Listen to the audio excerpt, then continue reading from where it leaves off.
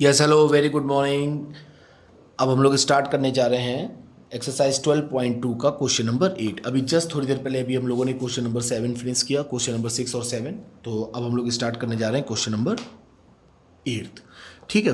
A horse is Tide. देखिए जैसे जैसे क्वेश्चन कहेगा वैसे वैसे हम लोग काम करना है और क्वेश्चन को ईजी बनाना है। A horse is tied to peg at one corner of a square shaped grass field. तो सबसे पहले जैसे ही उसने बोला कि स्क्वायर शेप्ड, तो सबसे पहले आप एक स्क्वायर बना दो। ठीक है, जो वो कहे वो करो। और उसकी साइड कितनी, 15 मीटर। और हम लोग को बहुत अच्छे से पता है, ये लिख दूँ ए, ये बी, ये सी, ये डी। तो अगर स्क्वायर में क्या होता है, all sides are equal, in square all sides are equal. ठीक है, साइड्स 15 मीटर 15 मीटर 15 मीटर। ठीक है, by means of 5 metre long rope. ठीक है। अब वो कह रहे हैं जो आपका ये घोड़ा है ये आपका कॉर्नर पर बंधा है, वो उसकी जो जिस रस्सी से बंधा है वो 5 मीटर लंबी है। कितनी है, 5 मीटर लॉन्ग रोप। ठीक है। तो ये यहाँ से यहाँ तक अगर हम लोग ले लें, ये 5 है, तो ये आपका एक सेक्टर बन गया ये। तो वो कह रहा है कि ये जो घोड़ा यहाँ पर बंधा है, घोड़ा घास खाता है हरी हरी, तो यहाँ से यहाँ तक वो कितनी घास खा लेगा। ठीक है। तो ये आपका ए बी सी डी तो पूरा स्क्वायर हो गया, ये ले लो आप पी और ये ले लो आप क्यू। ठीक है। तो यहाँ से यहाँ तक की आपकी लेंथ कितनी है, 5 मीटर। और ये भी कितना हो गया, 5 metre. That means radius of sector, ये जो सेक्टर है आपका, तो उसकी रेडियस कितनी हो गई, 5 मीटर। ये देखिए ये आपका सेक्टर हो गया ए पी क्यू। ठीक, तो सबसे पहले आपको लिखना पड़ेगा A B quadrilateral quadrilateral A B C D is a square in which, ये हम लोग बहुत अच्छे से जानते हैं, तब भी हम एग्जामिनर को बताना, in which all sides are equal, all sides are equal and all angles are 90 degree, and all angles are equal. All angles लिखना पड़ेगा भाई एग्जाम में, all angles are equal. That means theta is to 90 degree. ठीक है। So that ये देखिए ये सारे एंगल कितने कितने डिग्री के हो जाएंगे, 90 डिग्री। यानी इस सेक्टर का भी जो एंगल है वो कितने का है, 90 degree. So that central angle theta is to 90 degree and radius of this sector, and radius of sector A P Q. तो रेडियस आर कितनी हो जाएगी, 5 मीटर। ये क्या है, गिवन है। ये क्या हम लोगों को गिवन है। ठीक है। तो ये हो गया। अब आइए फाइंड करिए the area of sector in which horse can graze. Now area of sector हम लोग का क्या हो जाएगा, सेक्टर आप मेंशन कर दीजिए ए पी क्यू। ठीक है, ए पी क्यू। तो theta upon 360 into pi R square. और देखिए पाई की वैल्यू क्या है, 3.14। तो ये हम लोग को गिवन है कि 3.14 ही पुट करनी है। ठीक है, 3.14। तो थीटा कितना है, 90। तो हम लोगों ने लिखा 90 अपॉन 360। ये लिखा हमने 3.14। रेडियस है आपकी 5, यानी 5 इंटू 5। ये तो हो गया 4। तो ये आपका आ गया 3.14 अपॉन 4 इंटू 25। ठीक है। तो अभी देखिए इससे पहले वाले क्वेश्चन में भी हम लोगों ने 4 से डिवाइड किया था। आइए 4 को इसमें डिवाइड करें। 4 7 जा 28, हाँ 28, 3 और 4 8 जा 32, 4 5 जा 20 इंटू 25। मल्टीप्लाई कर लीजिए, 25 25 125, 200 200 और 12 212, 212 यानी 21 कैरी, 225 25 सत्तर 175, 175 176 और 20 कितना हो गया, 196, 196। 3 के बाद पॉइंट लगा दीजिए, 19.625 सेंटीमीटर स्क्वायर। तो ये आपका पहला आंसर हो गया। सारा खेल एक बार फिर से कैलकुलेशन का। ठीक है, ये तो था आपका फर्स्ट पार्ट, कुछ था सीधे हम लोग का निकल गया इतना सा।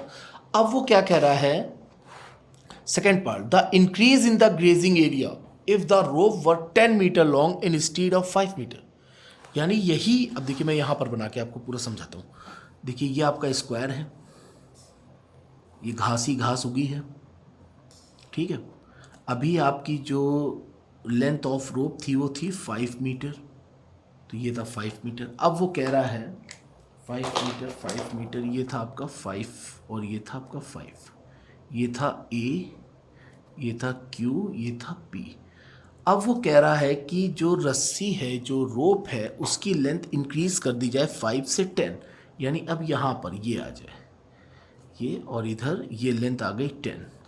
तो अब देखिए आपको ये जो सेक्टर मिल रहा है ये, ठीक है, अब जो कि यहाँ से यहाँ तक की लेंथ कितनी आ गई आपकी, ये आ गई आपकी 10, ठीक है, ये लेंथ हो गई आपकी 10 रोप की, ठीक है। तो वो ये आपसे पूछ रहा है। देखिए बच्चे क्या करेंगे जल्दबाजी में, वो क्या करेंगे, ओके ये आपको यहाँ पे मान लो एक सेक्टर आप दे दोगे ये x और ये y, तो आप कहोगे वो वाओ, तो ये आपने AXY सेक्टर का निकाल दिया, हो गया। लेकिन वो क्या कह रहा है, पढ़िए question, the increase in the grazing area, पहले ग्रेजिंग एरिया इतना था, अब ग्रेजिंग एरिया इतना हो गया, तो कितना इंक्रीज हुआ, इंक्रीज कितना हुआ, जरा गौर से देखिएगा, इंक्रीज इन ग्रेजिंग एरिया, यही इतना ही पार्ट तो इंक्रीज हो रहा है, ये।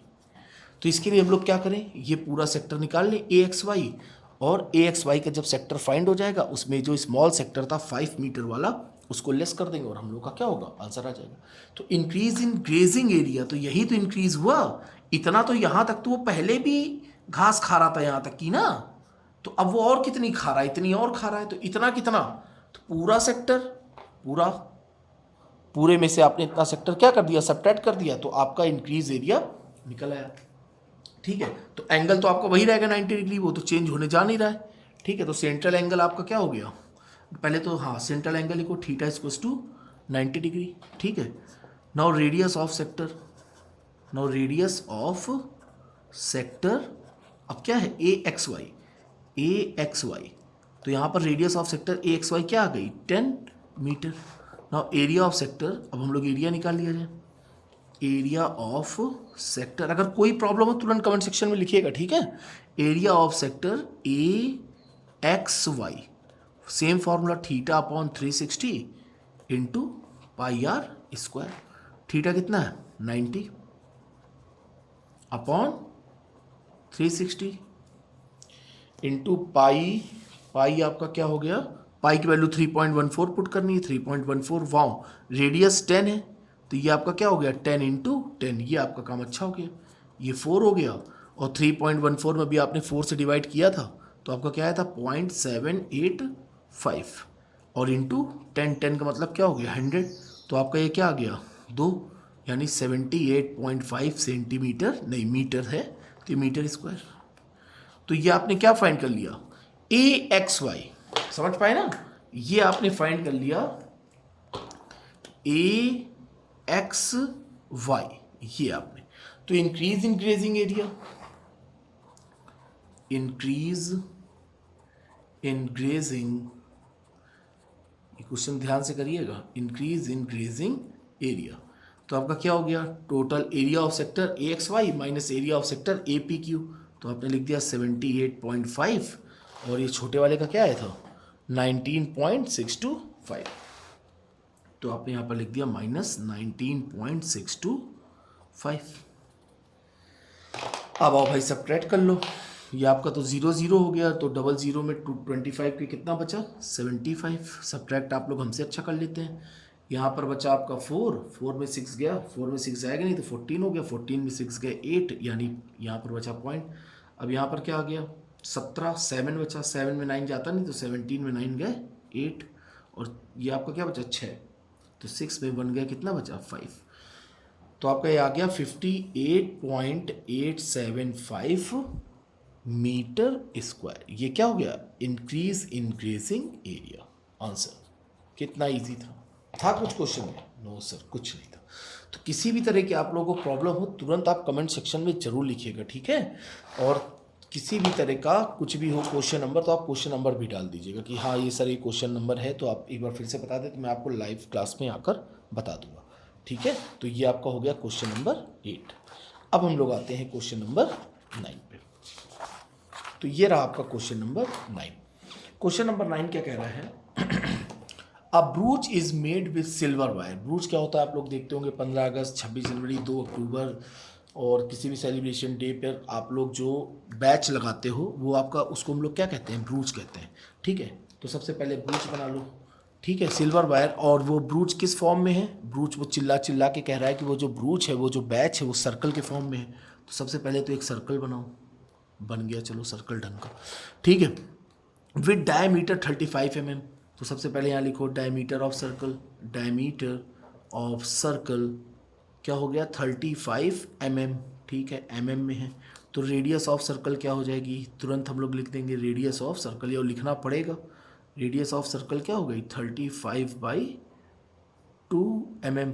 ठीक है, ठीक है। और 5 डायमीटर्स हैं, तो आइए भैया पहले 5 डायमीटर बनाओ। 1 2 3 4 और एक और बना दो भैया, वो तो गए 5, नहीं 1 2 3 4 नहीं हुए, 5 नहीं हुए, तो और एक कहाँ से दे दें, जगह भी नहीं दी मैंने, चलो दे दो एक। टोटल कितने हो गए 5 डायमीटर्स कि फिर से बनाए, समझ जाओगे ना। हाँ सर समझ जाएंगे, आप परेशान ना हो। ठीक है, तो 5 डायमीटर्स 1 2 3 4 5 6 7 8 9 10। हाँ ठीक है, 10 पार्ट होने चाहिए। और वो 5 डायमीटर्स ने क्या किया, 10 इक्वल सेक्टर्स में डिवाइड किया। ये सोन इन फिगर, देखिए फिगर भी अच्छा खासा बन गया वैसे। तो वो कह रहा था total length of silver wire. तो total length of silver wire कितनी है, तो भैया देखो एक बार फिर से समझा रहा हूँ कि सिल्वर वायर कहाँ कहाँ लगा। एक तो ये आपका ये पूरा आपका सिल्वर वायर है। फिर उसके बाद ये जो आपके 5 डायमीटर्स हैं, ये भी आपके क्या हैं, सिल्वर वायर के ही हैं। ठीक है, ये भी आपके क्या हो गए, ये भी आपके क्या हो गए, सिल्वर वायर के हो गए। ठीक है, तो इसमें टोटल सिल्वर कितना लगा, तो आपने निकाला total length of silver wire क्या हो जाएगा, circumference of circle plus 5 diameter of circle. ठीक है, तो आइए आंसर समझ गए, ये पहला पार्ट है। तो ये आपका क्या हो जाएगा, the total length of the silver wire, the total length of silver wire. समझ रहे हैं ना, सिल्वर वायर भाई एक बार फिर से देख लो, ये है पूरा सर्कल और ये जो उसका डायमीटर है, ये पूरा जितने भी डायमीटर हैं, ठीक है, जितने भी आपके सब ये जो डायमीटर हैं, ये सब आपके सिल्वर के हैं। तो हमें यही बताना है कि टोटल सिल्वर कितना लगा।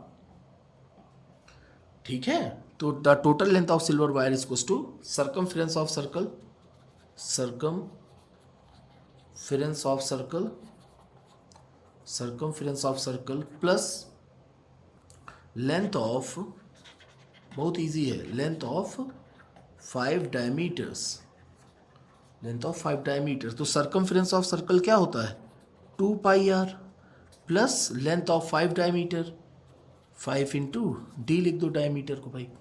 पाई की वैल्यू कुछ कह रहा है रखने को, अगर कुछ नहीं कह रहा है तो हम लोग बहुत खुशनसीब है भाई, तो रख लो 22/7। रेडियस कितनी है 35/2, ये देखिए रेडियस, ये रेडियस r, तो कितनी है वो 35/2। स्क्वायर ना कर देना जल्दीबाजी की, एरिया इतनी देर से निकाल रहे हो। ठीक है, plus 5 into D, 5 into diameter D कितनी है 35, तो ये आपने लिख दिया 35। ठीक है, आइए उड़ाया जाए, कुछ उड़ रहा है, हाँ बिल्कुल उड़ रहा है। ये देखिए 2 से 2 कैंसिल, 7 5 ज़ा 35, 22 पंचे 110, 35 बचे 70, 140 और 35 175, 175। तो आपका कितना हो गया 75 10 85, 285 mm², नहीं लेंथ है तो केवल mm। ठीक है, तो 285 mm। तो total length of silver wire आपकी कितनी फाइंड हो गई 285 mm। कोई दिक्कत नहीं, तो पहला पार्ट आपका क्या हो गया फाइंड हो गया। दूसरा पार्ट वो क्या कह रहा है, the area of each sector of the ब्रूच।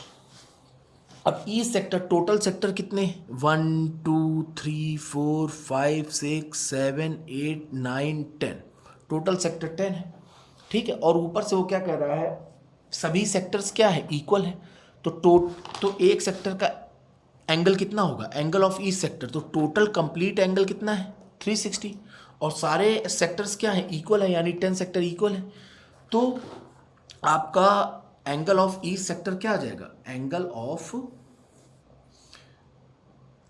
Of each sector, total angle 360 upon total sector 10, कितना आ गया 36 degree. That means central angle आपका कितना फाइंड हो गया, central angle theta equals to 36 degree. And radius of each sector, अब radius आपकी जो गिवन ही है, ये देखिए रेडियस गिवन है, तो रेडियस ऑफ ईच सेक्टर आपकी क्या है, r इक्वल्स टू 35/2 mm। तो अब हम लोगों को फाइंड करना है एरिया ऑफ ईच सेक्टर। तो एरिया ऑफ ईच सेक्टर आपका क्या आ जाएगा, area of each sector, formula आपको लिखना ही लिखना है, theta upon 360 into pi R square. ठीक है, तो थीटा आपका कितना है, थीटा आपने अभी फाइंड किया 36 है, अपॉन 360 इंटू पाई 22/7, रेडियस की जगह आपने पुट किया 35/2 इंटू 35/2। ठीक है, ये आपका चला गया 10 टाइम्स। ठीक है, ये आपने ब्रेक किया 2 से 11, ये आपने ब्रेक किया 5, और कुछ कट रहा है 7 5, हाँ एक और कट, 5 2 ज़ा 10। तो ऊपर आपका क्या बचा, ऊपर आपका बचा 35 इंटू 11 और नीचे क्या बचा 2 2 ज़ा 4। तो आपने लिखा 35 इंटू 11 अपॉन 4। ठीक है, 11 5 ज़ा 55 और 11 3 ज़ा 33 और 38 38, तो 385/4 मिलीमीटर स्क्वायर। ये आपका क्या निकल आया, एरिया ऑफ ईच सेक्टर। ठीक है, किसी तरह की कोई दिक्कत, कितना इजी, आप इतनी देर से एक चीज़ देख रहे हैं, केवल अगर अच्छे से पढ़ लिया कि सेगमेंट का कैसे फाइंड करते हैं एरिया, और सेक्टर का फॉर्मूला क्या होता है, लेंथ ऑफ एन आर का फॉर्मूला क्या होता है, क्या अभी तक आपको चैप्टर, ये मतलब ये एक्सरसाइज खत्म होने जा रही है, क्या अभी तक आपको लग रहा है कहीं कोई दिक्कत होगी? इसी तरह के क्वेश्चन आपके बोर्ड में आते हैं, सेम हूबहू क्वेश्चन आते हैं। तो केवल आपको पेशेंस रखना है, पेशेंस रखिए। अभी आपको कठिन लगता था, अभी जब आप ये पढ़ लोगे फिर कहोगे रे तो कितना इजी है।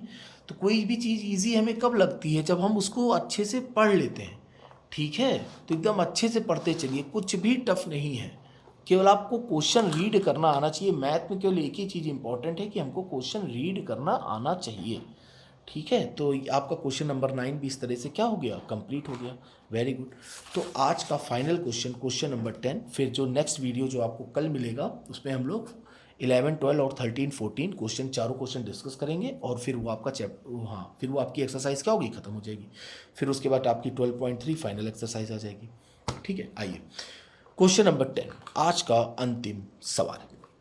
An umbrella has 8 ribs. Ribs समझते होंगे, जैसे आपने छाता देखा होगा, जैसे मान लो यही छाता है, तो इसके अगल बगल आप देखते होंगे कि छोटे छोटे स्टील के लगे रहते हैं। सबके पास छाता, ऐसा कोई नहीं जो छाता ना देखा हो।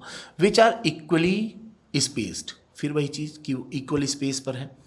Assuming umbrella to be a flat circle, अब उस अम्ब्रेला को सीधे ऐसे पुट करके रख दिया गया। ठीक है, it's a flat circle of a radius 45 centimetre. तो ये जो रेडियस है, ये रेडियस कितनी है, 45 सेंटीमीटर। तो रेडियस ऑफ सर्कल आप सबसे पहले ये लिख लो, रेडियस ऑफ सर्कल आपकी कितनी हो गई, 45 सेंटीमीटर। ठीक है, find the area between 2 consecutive ribs. तो ये हम लोग, एक रिब ये है और एक रिब ये है, तो उनके बीच का हमें ये जो एरिया है वो फाइंड करना है। चाहे आप कोई भी फाइंड कर लीजिए, क्योंकि सभी रिब्स क्या है, इक्वली स्पेस्ड है। ठीक है, तो हम लोगों को ये फाइंड करना है। तो जब इक्वली स्पेस्ड है, अभी जस्ट आपने ब्रूच वाले क्वेश्चन में भी एंगल कैसे निकाला था, ये टोटल एंगल कितना हो गया 360। ठीक है, तो और ये सभी जो सेक्टर्स हैं वो इक्वली स्पेस्ड हैं, यानी सभी सेक्टर्स क्या हैं, 8 इक्वल सेक्टर हैं, तो एंगल आप निकल जाएगा आपका 360/8 45 डिग्री। ठीक है, तो सबसे पहले आपने लिख दिया radius of circle 45 centimetre. Number of ribs आपकी कितनी गिवन है, नंबर ऑफ रिब्स हैं आपकी 8। ठीक है, तो आपका सेंट्रल एंगल क्या हो जाएगा, central angle equals to complete angle 360 upon number of ribs 8। तो ये आपका कितना आ गया 45 डिग्री। ठीक है, ये आपका 45 डिग्री आ गया। अब एरिया ऑफ ईच सेक्टर या एरिया ऑफ एनी सेक्टर किसी का भी निकाल लो, क्योंकि सभी सेक्टर्स क्या हैं आपके, इक्वल है। तो area of sector, area of sector तो आपका क्या हो जाएगा, theta upon 360 into pi R square. Theta आपने कितना पुट किया भाई, 45, हाँ वेरी गुड, 45 अपॉन 360।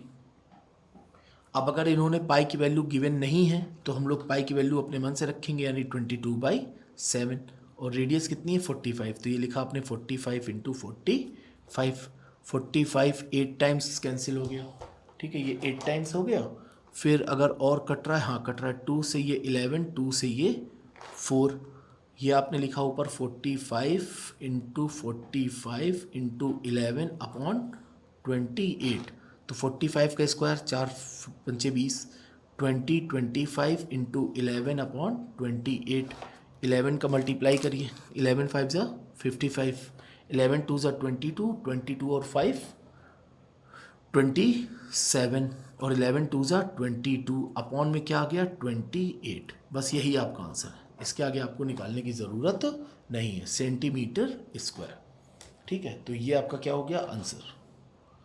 तो आपका ये एम्ब्रेला वाला क्वेश्चन भी हो गया। एम्ब्रेला में क्या करना था, सेक्टर का एरिया ही तो फाइंड करना था।